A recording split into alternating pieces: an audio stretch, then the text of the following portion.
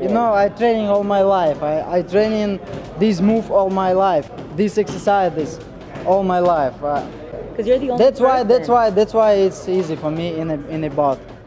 What up, champion in training? It's Reemus here, and welcome back to the Art of the Champion, where we speak champions motivation and champions mentality. The topic of today's video is variety in training, and we're going to use Lomachenko as the example of doing this. Now, one thing that's interesting about the pound for pound contender Lomachenko is that when he was just growing up, his dad used to take him to dance classes.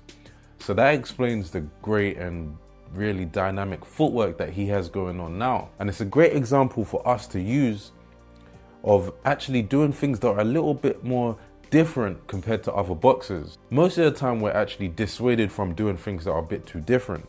Go into your gym and do something a bit more unorthodox and people will say, well, what's he doing? Why is he doing that? No one else does that. So what makes him think that that's gonna work for him? Or if you told one of your boxing mates that, you know, you're doing dance classes to help your footwork, most fighters would look at you like, what's going on there? But the truth is that because they're not doing it, that's gonna enable you to get the better of them. That's gonna enable you to be special. And that's why we say, ask yourself the question, are the others doing it? If they're not doing it, then maybe it's a good indication that maybe you should do it. And that's one thing that has taken Lomachenko above his opponents. That's one reason why his footwork is so great, is because he done something, even if it was a bit unintentional, he done something that other boxers wouldn't do. And it's the same thing that even Sugar Ray Robinson done. To do ballet lessons, and you think about a boxer doing ballet lessons, that's kind of crazy, but you know, it adds up. That's one of the reasons why Robinson had such great footwork too. So what could you do to actually take your boxing to another level? Anything could actually be the thing to push you to that next level, so be open-minded to everything. So there are so many different ways in which you could add variety to your training.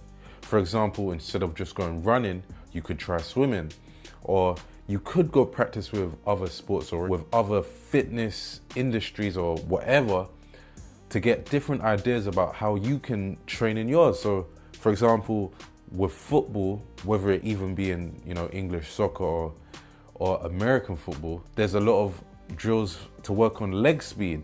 So if you was to do that, maybe you could incorporate that into your boxing somehow. You shouldn't be discouraged from maybe stepping outside of the, you know, the confines of the boxing world to go somewhere else, or stop being so traditional and being open-minded to the different things that you could be doing to get ahead of your opponent. And that is going to make the difference between you and them. The other person isn't going to do it. So I hope this helped in some way. I hope you're going to add a bit more variety to your training.